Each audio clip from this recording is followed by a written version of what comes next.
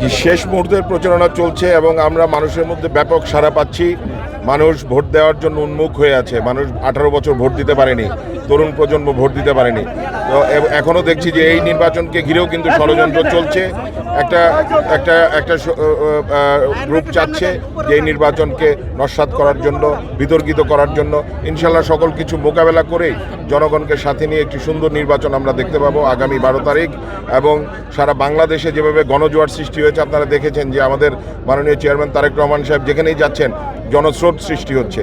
এবং একইভাবে গাজীপুরেও ব্যাপক উৎসাহ বিরাজ করছে জনগণের মাঝে, এবং আমিও যেখানে যাচ্ছি ব্যাপক সাড়া পাচ্ছি। ইনশাল্লাহ গাজীপুরে আমরা রেকর্ড পরিমাণ ভোট 91-এর মতো করতে পারবো, এবং ধানের শীষের পক্ষে সবচেয়ে বেশি ভোট নিয়ে আমরা এই আসনটি আমাদের নেতা তারেক রহমানকে উপহার দিতে চাই।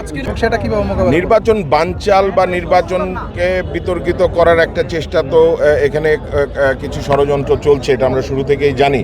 তবে সেই ষড়যন্ত্রকে মোকাবেলা করেই কিন্তু আমরা এগিয়ে যাচ্ছি, এবং জনগণ নির্বাচনের পক্ষে আছে।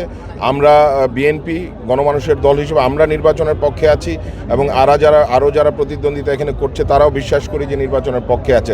তারপরও দু একটি শক্তি যারা মনে করে তারা এই নির্বাচনে ভালো করতে পারবে না, ভালো ফলাফল করতে পারবে না, তারা নির্বাচনকে নস্যাৎ করার চেষ্টা করছে। শহরে মানুষের গণজোয়ার, এই গণজোয়ার ধানের শীষের গণজোয়ার, এই গণজোয়ার এম মঞ্জুর রনি ভাইয়ের গণজোয়ার।